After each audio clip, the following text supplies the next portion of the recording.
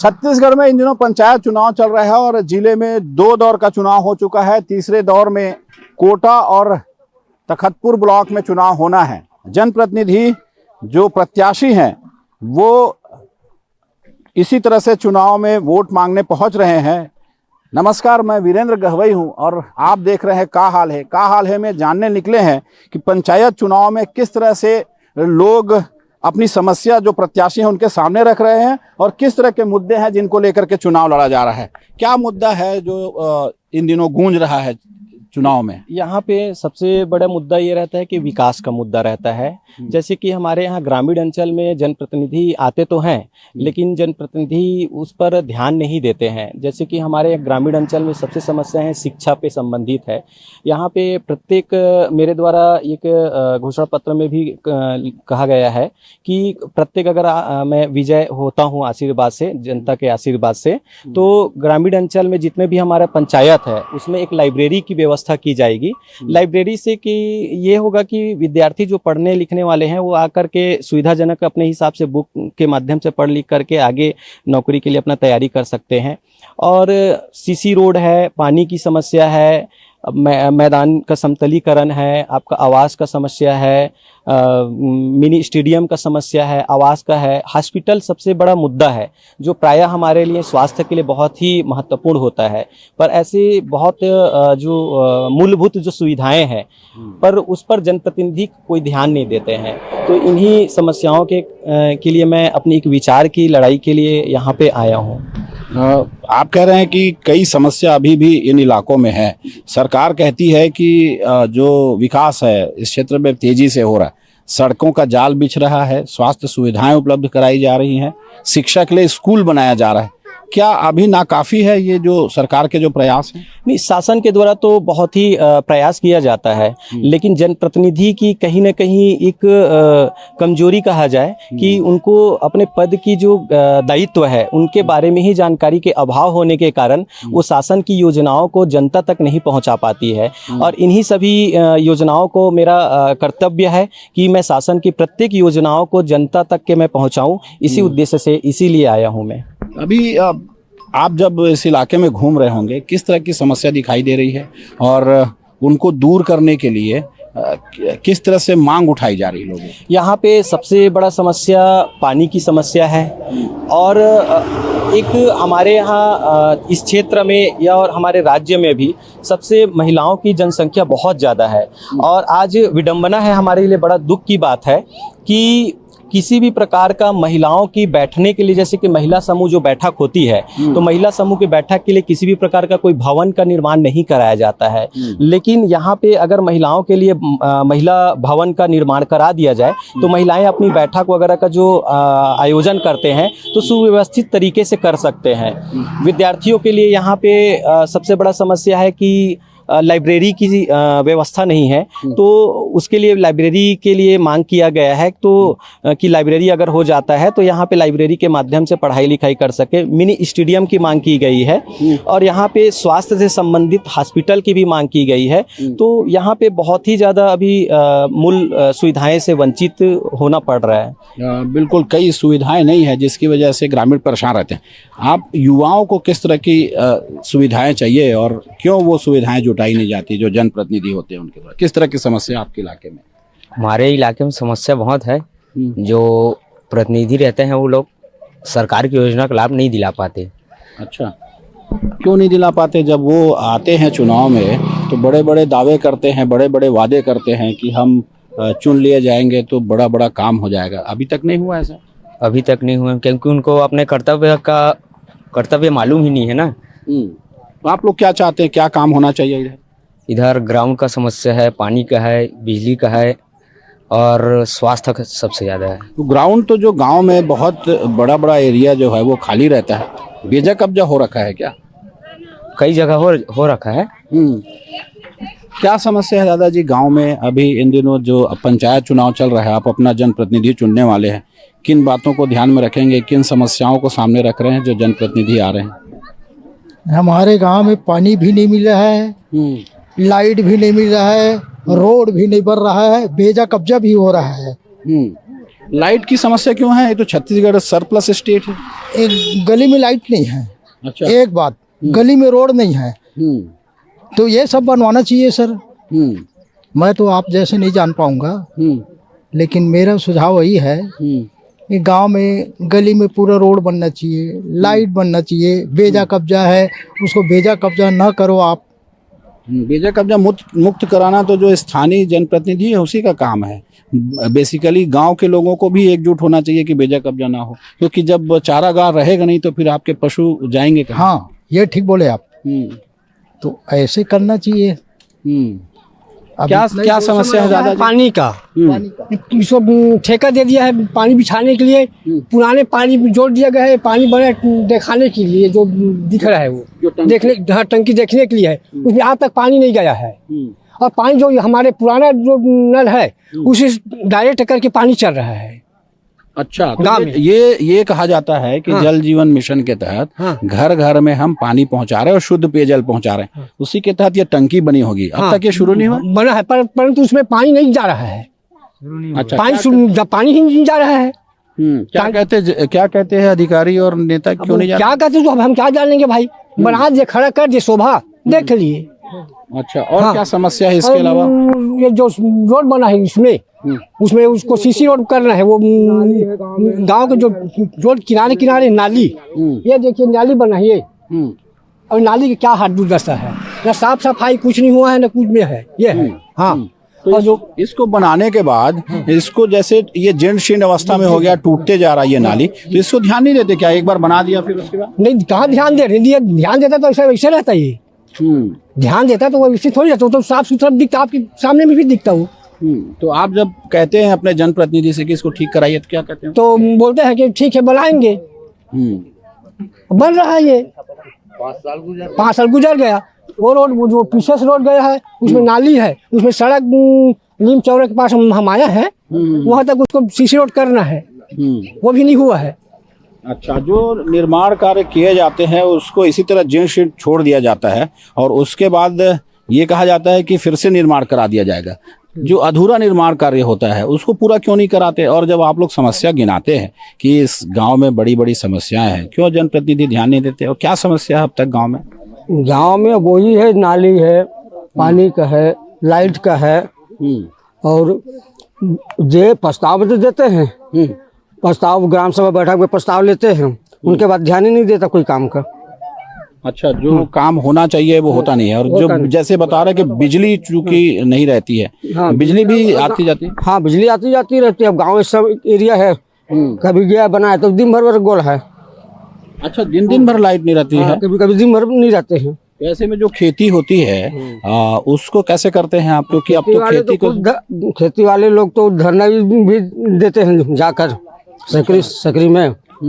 यदि बीच में तो बहुत लंबा समय था, गोल था, फिर गए थे सब किसान लोग, तो फिर दे रहा है।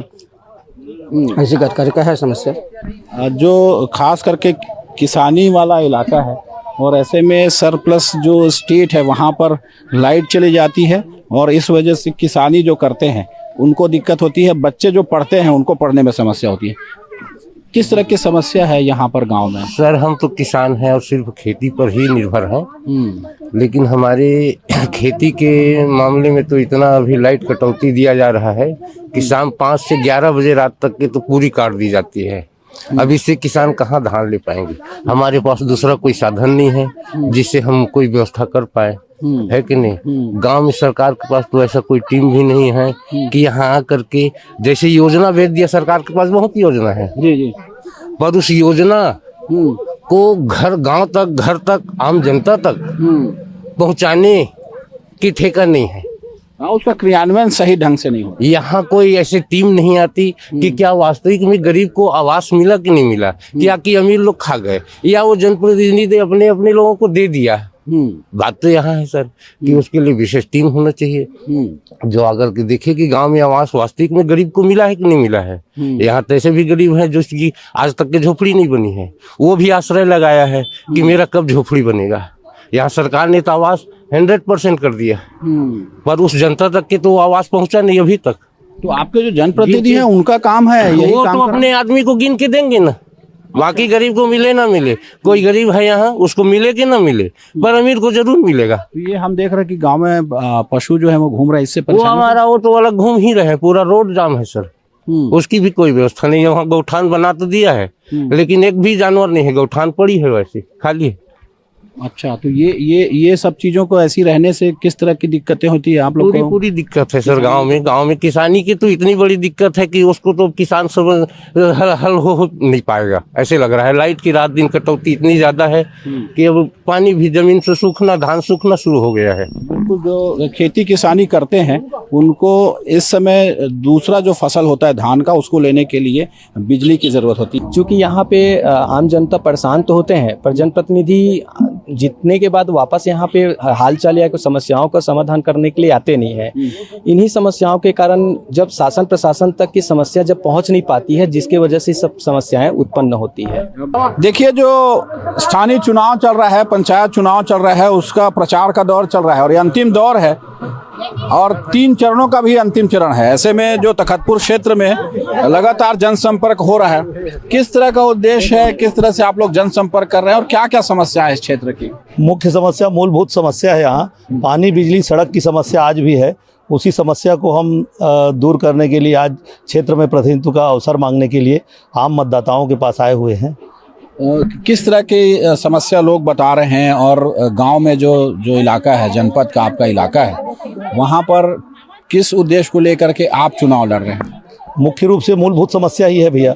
अभी वर्तमान में मैं गड़रिया पारा गया हुआ था लाखासर में कल ही, वहाँ लोगों को विद्युत की समस्या नहीं थी, विद्युत नहीं था, वहाँ आज ही ट्रांसफार्मर लगाने की व्यवस्था करवाया गया है। इसी प्रकार कुरेली गांव, जो कि किसान लोग वहाँ ज़्यादातर निवास करते हैं, वहाँ भी ट्रांसफार्मर नहीं था, ट्रांसफार्मर जल गया था। पिछले 8 दिन से ट्रांसफार्मर के लिए किसान परेशान थे, पानी मतलब नहीं था, उनकी खेती में परेशानी हो रही थी। तो वहाँ हम मतलब आज भी मूलभूत समस्या लोगों को मिल रही है। गड़रिया पारा तो ऐसा मोहल्ला है कि वहाँ एक भी सीसी रोड या फर्शीकरण का काम आज भी नहीं दिखाई दे रहा है, और जहाँ टोटल लगभग पाल समुदाय के लोग रहते हैं, गड़रिया लोग, तो वहाँ आज भी समस्या से जूझ रहे हैं लोग बाग। ये जो गांव अभी हम लोग हैं यहाँ, मूलतः ये आदिवासी बाहुल्य गांव है, और जहाँ ये खजरी गांव है यहाँ, और यहाँ पर लगभग आदिवासी और यादव बंधु लोग निवास करते हैं। यहाँ भी अभी भी मूलभूत समस्या आज फर्शीकरण है, जबकि गाँव में आज सीसी रोड हो चुका है, और ये सभी समस्याएं है। इस समस्याओं को दूर करने के लिए लोगों को जो शासन की महती योजना है कि महतारी वंदन योजना है, और लोगों को जो भूमिहीन किसानों को जो सालाना राशि देना है, वो योजना है। इसी प्रकार से जो शासन की बहुत सारी योजनाएं हैं, प्रधानमंत्री आवास की यहाँ अभी भी आवंटन नहीं हुआ है, लोगों को ये सब दिलाना है, और पूरे यहाँ पानी, बिजली और सड़क की समस्या को दूर करना है। आप जब बता रहे हैं कि जो बिजली की समस्या है और सरप्लस बिजली है, इसके बावजूद बिजली जाती है ऐसा कह रहे हैं, और साथ ही ट्रांसफार्मर, जो छोटी छोटी चीज़ें हैं, वो किसानों को इन समस्याओं से अब तक निजात क्यों नहीं मिल पाया? नहीं मिल पाया तो क्षेत्रीय जो जनप्रतिनिधि हैं अभी वर्तमान में स्थानीय, वो ध्यान नहीं दे रहे हैं, और लेकिन जैसे ही ध्यान आकर्षण करवाया जा रहा है तो शासन के द्वारा तत्काल वहाँ व्यवस्था की जा रही है। जो छोटे छोटे जनप्रतिनिधि होते हैं वो इस स्तर पर ध्यान नहीं दे रहे हैं कि वास्तव में क्या लोगों को समस्या है, लोगों की क्या आवश्यकता है, उसको ध्यान नहीं दिए हैं अभी तक, और अपने आप में मस्त रहे हैं पंचायती राज के जो जनप्रतिनिधि अब तक बने हुए हैं वो। अच्छा, तो आप जब लोगों के पास जा रहे हैं तो क्या किस तरह की समस्या गिनाते हैं? इन्हीं समस्याओं को गिना रहे हैं? इन्हीं समस्याओं को गिना रहे हैं, और उनको जो तत्काल हो सक रहा है व्यवस्था, उनको हम समस्या का निराकरण भी कर रहे हैं। तो लोगों को लग रहा है कि वास्तव में जो सरकार से समर्थित उम्मीदवार है उस व्यक्ति को चुना जाए, ऐसा करके सभी को भारी जन समर्थन लोगों का आज मुझे मिल रहा है। और इन समस्याओं को हम निश्चित तौर से, यदि जनपद में हमें प्रतिनिधित्व का मौका मिलेगा, तो हम सभी समस्याओं को दूर करने का सतत प्रयास करेंगे। बिल्कुल, जो समस्या है वो मूलभूत समस्या ही है, और जब तक इन समस्याओं को दूर नहीं किया जाएगा, अच्छा जनप्रतिनिधि नहीं होगा, तो ये समस्या हमेशा से रहेगी। कुछ लोगों से और चर्चा करते हैं कि किस तरह की समस्या है आपके गांव में, किस तरह की समस्या है, और महिलाओं को लेकर के क्या, महिला जो किस तरह की समस्या को लेकर कुछ नहीं है, सब बोला ना। किस तरह की समस्या है यहाँ पे? यहाँ सबसे मेन समस्या आवास है, जिसको मिलना चाहिए आवास, वो आवास मिल ही नहीं रहा है। हाँ, पेंशन है, महतारी कई जनों को रुका हुआ है, नहीं भर पाए हैं, ये समस्या है। तो आप लोग जो आपके जो जनप्रतिनिधि हैं उनसे ये बात नहीं करते कि ये जो समस्या है उसको दूर नहीं, करने मैं तो यहाँ से नहीं हूँ, मैं ग्राम सागर से हूँ। हाँ, मैं यहाँ सोसाइटी का अध्यक्ष हूँ। अच्छा। मैं इसी साल से हूँ। अच्छा। हाँ, देखिए, जो मुख्य समस्या है वो सड़कों की समस्या है, पानी निकासी की समस्या है, क्योंकि गांव-गांव में इसी तरह की समस्या होती है। और खास करके जो बिजली है, ट्रांसफार्मर लगाने की बात हो रही है, कई दिनों तक लाइट चली जाती है, इस तरह की समस्या होती है। इस क्षेत्र में, गांव में क्या प्रमुख समस्या है जिनको लेकर के आप लोग चाहते हैं कि वो समस्या दूर होना चाहिए? मैं तो राकेश भाई का सहयोगी हूँ। मैं सकरी से हूँ, नगर निगम बिलासपुर वार्ड क्रमांक 2 से पार्षद हूँ।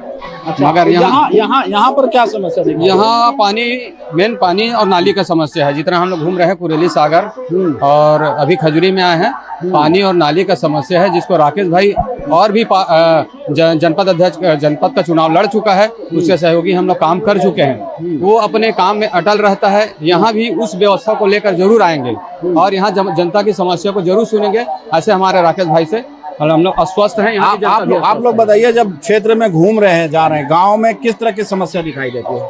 गांव में तो ऐसे ज्यादातर नाली पानी रोड का जो समस्या है, और कहीं कहीं जैसे यहाँ आदिवासी बहुल क्षेत्र है, गांव है, यहाँ तो आवास का दिक्कत दिख रहा है। आवास पूछ रहे तो आवास अभी तक का आया नहीं है। आवास नहीं आने के कारण सरपंच जो भी था, सरपंच जिस गांव में सरपंच एक्टिव है वहाँ पूर्ण लगभग 70-80%, 90% आवास बन चुका है। सरपंच के ऊपर है आवास दिलाना, है ना। और कुछ महिलाएं भी हैं, उनसे चर्चा करते हैं।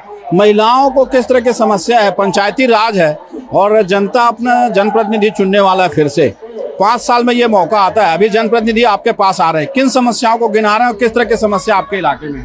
हमारे यहाँ आवाज भी नहीं है और तालाब के भी पानी की भी बहुत कमी है। तो जैसे कि कुछ काम रहते हैं रोड वगैरह का, कुछ भवन वगैरह का, सब हर चीज का मतलब बहुत समस्या है यहाँ का। तो समस्या को हमारे राकेश भैया पूरा करेंगे, इसलिए हमारे पानी का भी, इसलिए पानी की समस्या आप मुख्य गिना रहे हैं। अब हम तालाब देख रहे थे और सरकार ये कहती है कि नहाने के लिए तालाब में पचरी भी नहीं है। यहाँ आप खुद देख सकते हो, इस तालाब को देख सकते हो, बाकी सब तालाब को देख सकते हो। लेकिन सरकार कहती है कि उसकी एक योजना है कि घर घर हम पानी पहुंचाएंगे, शुद्ध पीने का पानी पहुंचाएंगे, नल जल योजना, वो यहाँ लागू नहीं हुई है क्या? हुई है, मगर चलाते नहीं है ना। कभी कभी चलते हैं, कभी कभी नहीं चलते हैं। अच्छा, कभी चलता है, कभी नहीं चलता। ये जो नल दिख रहा है सामने, इस नल में पानी नहीं आता। बस इसी को देख लो आप। हाँ, बहुत समस्या है यहाँ का। जैसे कि आवास आते हैं तो आवास का भी दबा देते हैं, नहीं आ पा रहे हैं। आवास किसी का आता है, किसी का नहीं आता। जिसका आता है उसी का बस ज्यादा आ रहे हैं। ये जो नल है वो उसमें पानी नहीं आता है? नहीं आ रहे हैं ना। आप तो खुद कहाँ से लाना पड़ता है आपको? नल से लाना पड़ता है। कितनी दूर जाते हैं? ज्यादा दूर नहीं है। अब देख सकते हैं वहाँ पर है। अच्छा। एक नल यहाँ पर है। अच्छा। हाँ। ये जो नल जल योजना जिसके बारे में बात हो रही है, आपके गांव में क्यों लागू नहीं हुआ? क्या जो जनप्रतिनिधि वो ध्यान नहीं देते? नहीं ध्यान देते। क्या बोलते हैं? तालाब है तो बोर नहीं है। लाइट की समस्या बोलता है, लाइट का भी फॉल्ट है, ये नाम से नहीं चला पाते हैं, वही समस्या बोलते हैं। अच्छा, मतलब लाइट रहती नहीं है, इस वजह से नल नहीं चलती। और आप जब बात करते हैं तो क्या कहते हैं लोग? खाली वही बोलता है लाइट नहीं, कहाँ चालू करे। कभी कभी चलता है। हमारे गाँव में आवास भी की कमी है, पेंशन की कमी है, महिलाओं का भी वो जो लाभ मिल रहा है 1000, वो भी ढंग से नहीं मिल पा रहा है। अच्छा, महतारी वंदन योजना को लेकर के बड़े बड़े दावे किए जाते हैं, तो महतारी वंदन योजना का लाभ मिल रहा है आप लोग को? हाँ, मिल रहे हैं ना। बाकी को पता नहीं, मेरे को हम लोग को मिल रहे हैं। सभी को नहीं मिल रहा है ना अभी पूरा योजना। 100 में 50% को मिल रहा है। अच्छा, और निराश्रित पेंशन नहीं? हाँ, नहीं मिल रहा है। बहुत लोग को नहीं मिल रहा है, बहुत लोग को मिल रहा है। बहुत लोग को मतलब कम 90% से 50% को मिल रहे हैं और बाकी 40% को नहीं मिल रहे हैं। क्यों नहीं मिलता है? जनप्रतिनिधि ध्यान नहीं देते क्या? अब क्या पता कैसे ध्यान नहीं दे रहे हैं, बताते ही नहीं है।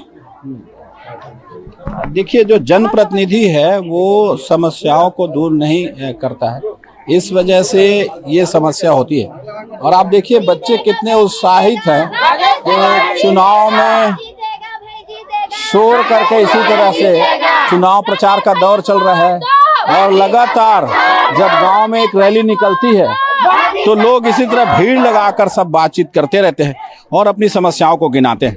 अभी कह रहे हैं कि जनप्रतिनिधि यहाँ के ठीक नहीं होते हैं, जो स्थानीय जनप्रतिनिधि होते हैं वो ध्यान नहीं दे पाते, जिसकी वजह से समस्या होती है।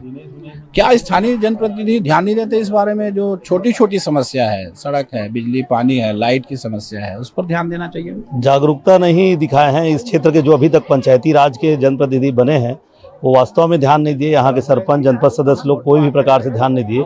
बड़े जनप्रतिनिधियों को बड़ा क्षेत्र होता है, वो ध्यान आकृष्ट तो छोटा जनप्रतिनिधि क्षेत्र का कराता है। तो यहाँ के जो छोटे जनप्रतिनिधि रहे हैं, आज तक कोई मामले को या समस्या को बताया नहीं है माननीय विधायक जी, माननीय सांसद महोदय को या बड़े नेताओं को। तो इसलिए आज भी समस्या यहाँ यथावत बना हुआ है।